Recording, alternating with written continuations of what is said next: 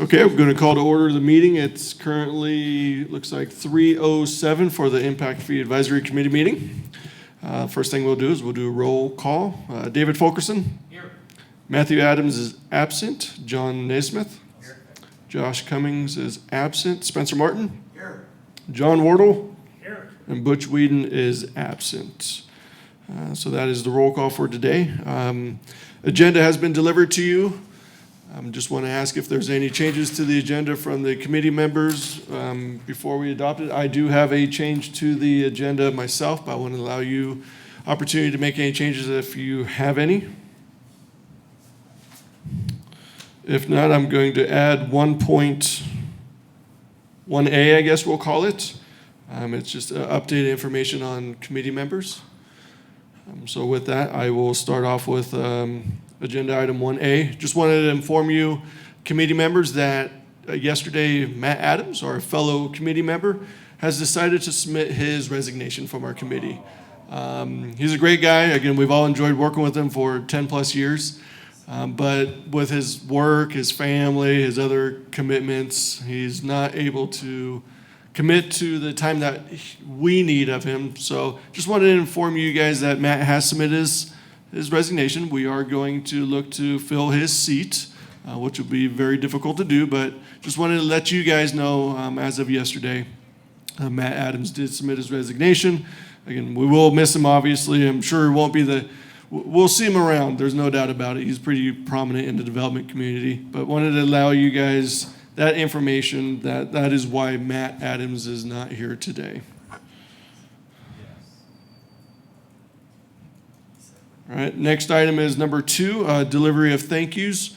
In your seats, you saw that a letter and a thank you gift was presented to you from the city. This was presented from the mayor's office to you guys for thank you for the time that you commit to the city for the Impact Fee Advisory Committee. We all know you have busy lives and families, and again, this is just a way we can say thank you.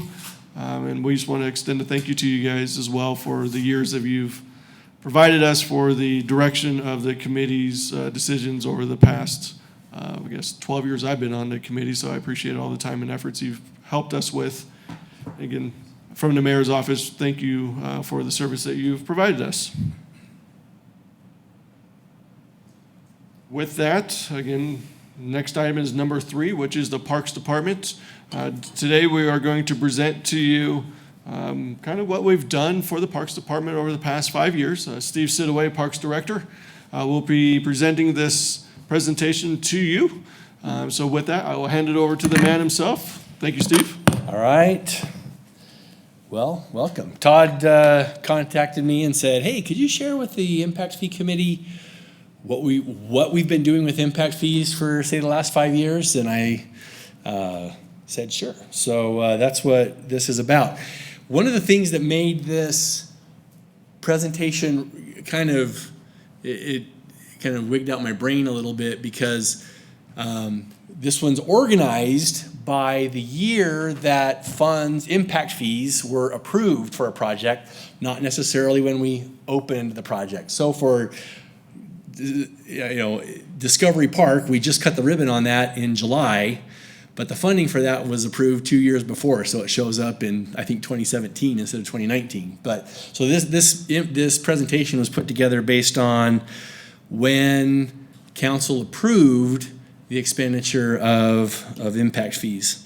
So we're going back to 2014, and this is just kind of an overview of what we've been doing with the park impact fees that you have helped us get. So Discovery Park well development was done 5 years ago in preparation for the park that we just opened, and knowing that was a future growth site, that project was done with impact fees. Story Park and the Bark Park specifically, the Bark Park improvements, that one had been identified in that previous impact fee study as partially eligible. So that one was part impact fees, part general fund, and that one was split. We did our park system master plan. I can't believe it's been coming up on 5 years. that kind of blows my mind. It was a huge undertaking and has been a great document for us. It definitely has not sat on a shelf. We use it regularly, and I foresee an update, just so you know, coming in a soon fiscal year, whenever we can get that. And so not the current fiscal year that we just started, but possibly the next one. The Settlers Park, what we call the Village Square Phase 2, which basically the tennis court project. So the tennis court project was approved technically the year before in FY13, but because we held the ribbon cutting in 2015, put that one on here because that project was open in 2015 and also used impact fees. In FY15, we got the so I think that first one was designed for the Bark Park, the construction document. So this was in FY15, we budgeted for the actual construction and the parking lot connection and the Bark Park improvements. So that one, some of these were approved with design and construction combined. As you'll see on that next one, we didn't open Keith Bird Legacy Park until FY18, but because we got the design funds, the construction funds, and the staffing associated with that, which is not an impact fee item on the staffing side, but all of that was part of one enhancement. It shows up here where we got it approved. So Keith Bird Legacy Park approved in FY15, and then the design for Rita Husky Park was also approved that year as an impact fee eligible project. In FY16, we did the Discovery Park design development and phase 1 construction documents. The Hillsdale Park, so this is the partnership with the YMCA. You can see the pictures on the top and of the Hillsdale Park project. That one had some various funding sources, but impact fees were the primary one. And then went through the enhancement process as the recreational field house development, ended up purchasing the home court, but we were at the time looking at multiple sites. The home court was one. We were looking at the property we own next to the current maintenance facility. And that one also was a partially funded scenario where there was a percentage identified in that last impact fee study that was eligible for that, since it was a citywide improvement in addition to the system, and that percentage was followed through. Rita Husky Park is at Bolano Creek subdivision near the intersection of Ustick and 10 Mile. That construction was done 2 years ago, and 2 years ago next week we opened Rita Husky Park. It's also when we opened the Keith Bird Legacy Park that we already covered a few slides back.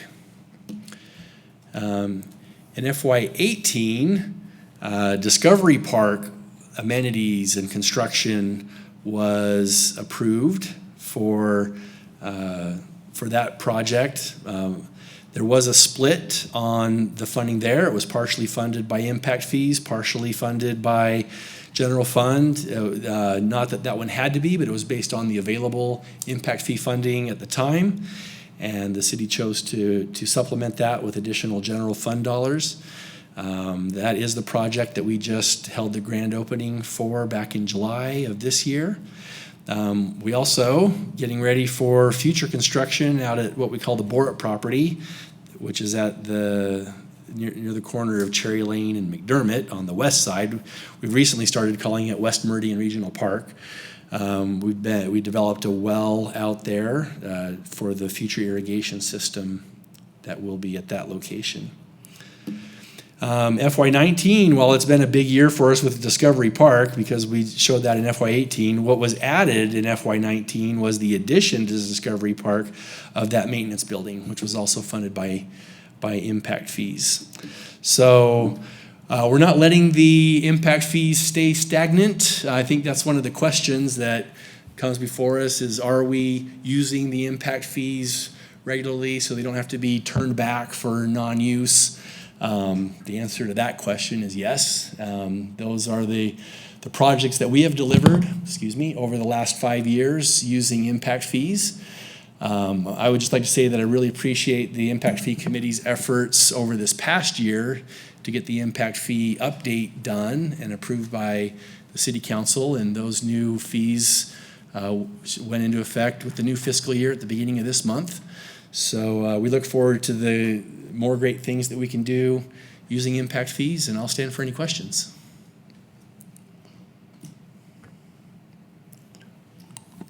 A couple questions on the West Meridian Regional Park. Yep.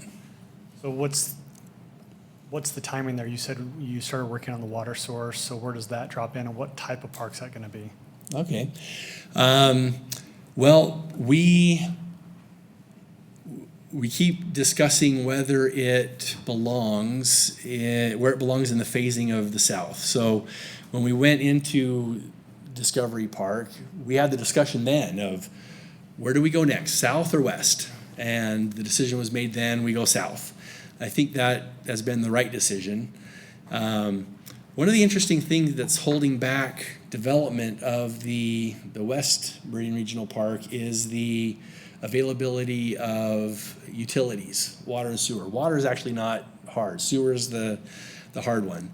And while sewer is literally only a quarter mile away, that's not the sewer line that property's planned to drain into.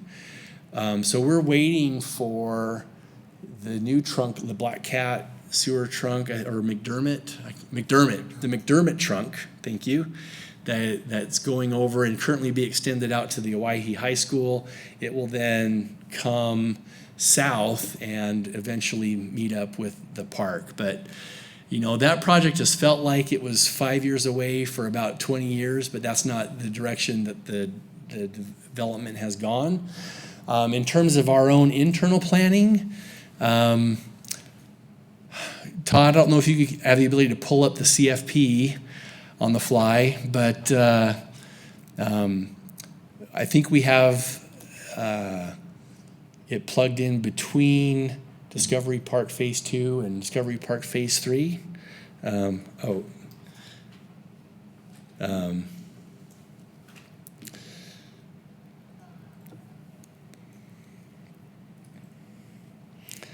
So the dates in the CFP would be tentative. We do have it, roughly in that 5-year horizon, without looking at the specific date. So here we go.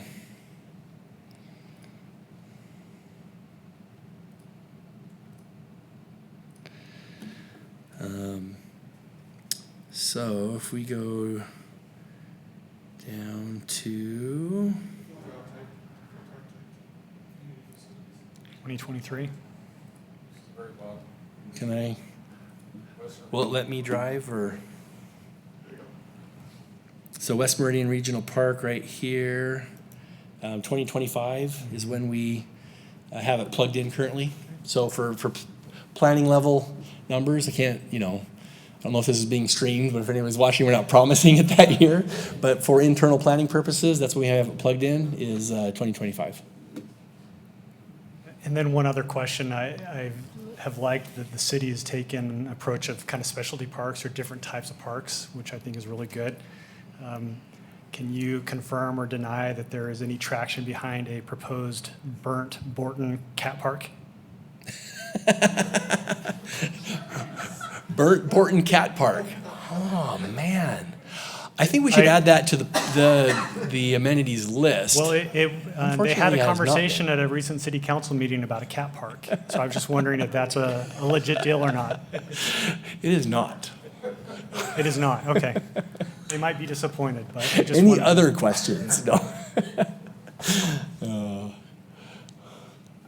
John, I will confirm there are no financial dollars set aside for the Treg Burnt or Joe Borton Cat Park as well. Great. Thank you.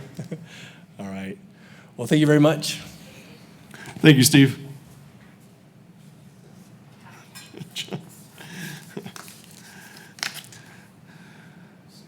So with that, again, the next meeting we'll probably have fire give a 5-year update to you, and then the meeting after that, we'll see where police is, and we may have a 5-year update for you on the police as well. So with the 2020, or with the 5-year presentation from Parks presented to you, we can go on to item number 5, which I presented to you in your packet. It's the second handout. Wanted to inform you what the council approved for fiscal 2020, which started for us on October 1st, a couple days ago. And these were the impact fee dollars that the council approved for the department to expend for fiscal year 2020. And you can see within Parks Department, we have design phase 2 for the Discovery Park. We have 3 projects going for police, and then we have the Fire Station number 6 will be completed in fiscal 2020. So this is the remaining balance that needs to be expended in 2020, and that project will be completed in 2020. So just wanted to give you information on what the council provided this executive branch to expend from impact fees. Any questions on the projects here? You have 2 of the directors present. The third project, again, or the fire department project, is a continuation from the 2 previous fiscal years. So I want to allow you to ask any questions of the police and the Parks Department for fiscal 2020 if you have them.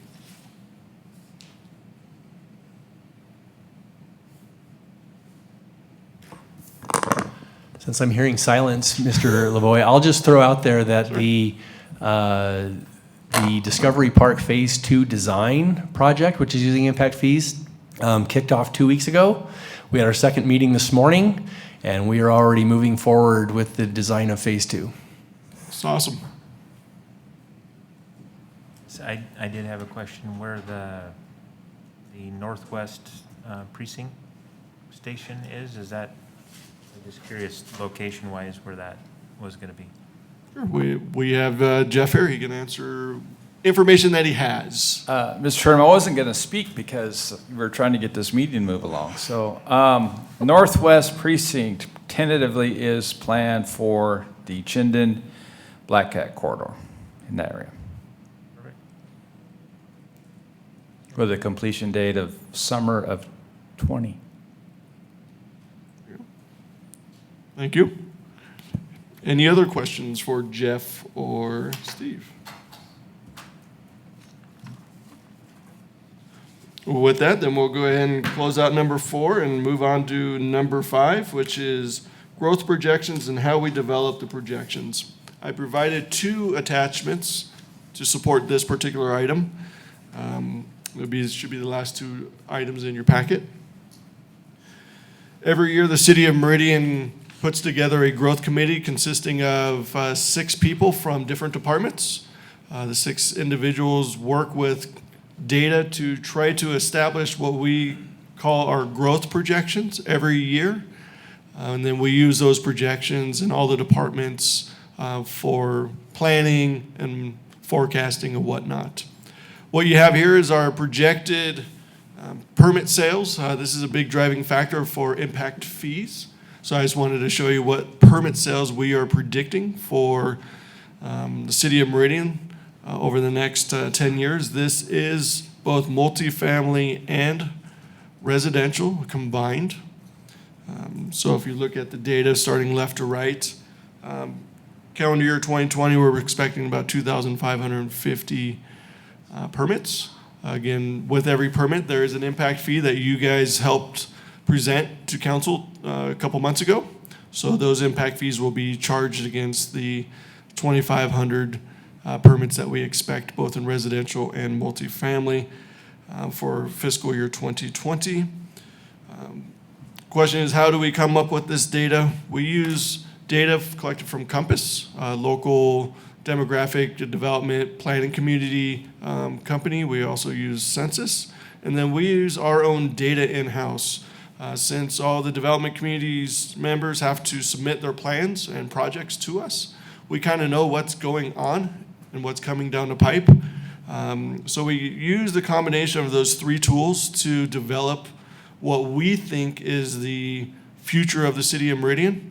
And that leads you to the last page, which is what we use kind of to drive and plan the future of the city. And within this, you'll see there's 4 different kind of codes. You'll see like a POP 25R4. The POP is your population estimates for the year 2025.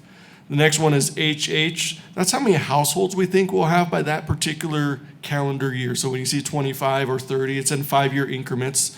That's the population that we believe, or the households will have for that. And then jobs is what jobs means. And then DU is dwelling units.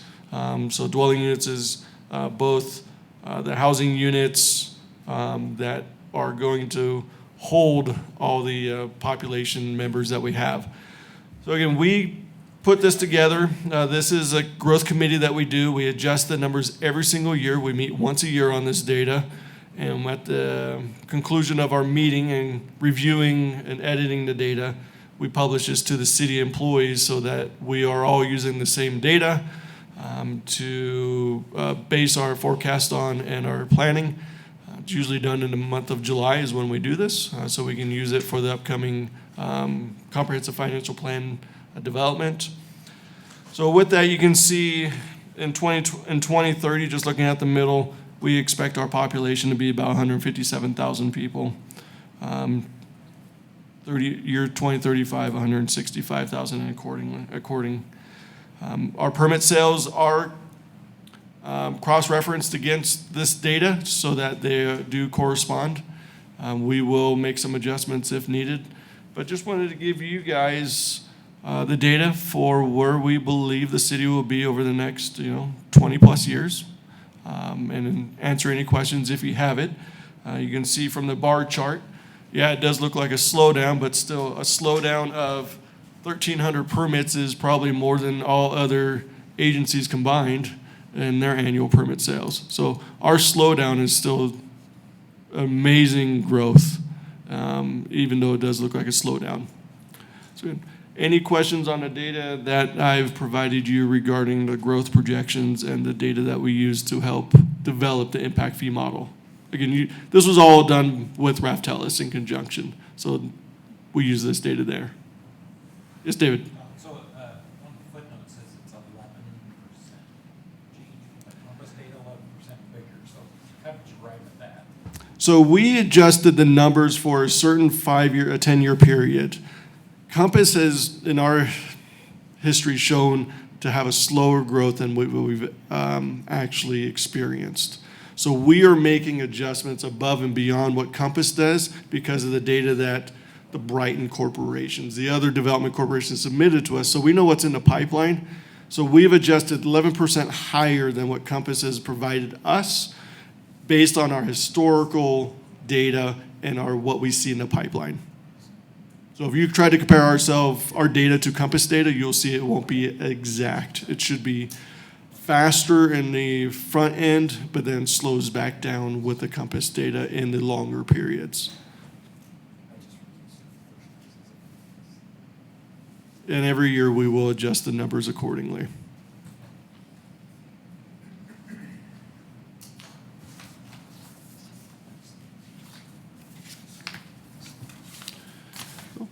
Appreciate the question. So if there's no other questions on that, we can go ahead and close out number 5.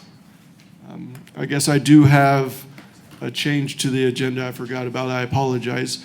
We were trying to, so I'll go to item number 6, which just says site tour. I should have removed this from the beginning of our agenda meeting. I apologize. Our goal was to have this meeting at the new Hillsdale YMCA project that Steve presented to. I just couldn't get any office space for us to meet there because I like to get us at those locations so we can touch and feel what we're doing.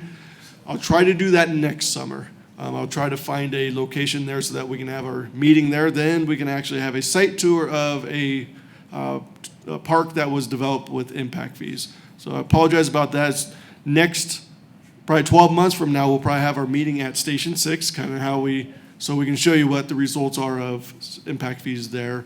Probably 2021, we might have a meeting in one of the precincts, so you can see what the impact fees did with the police environment. So again, our goal, that was the goal of the site tour. I apologize I didn't remove that in time, but that's what that is. Unless you guys want to go to the YMCA, but I don't think we have the ability to facilitate that, so I apologize. So with us, number 6 removed, again, I apologize about that. Any other topics that you wish to bring up or discuss while we have everybody here? I see no questions, so I will call this meeting adjourned at 3:33. So thank you very much, everybody.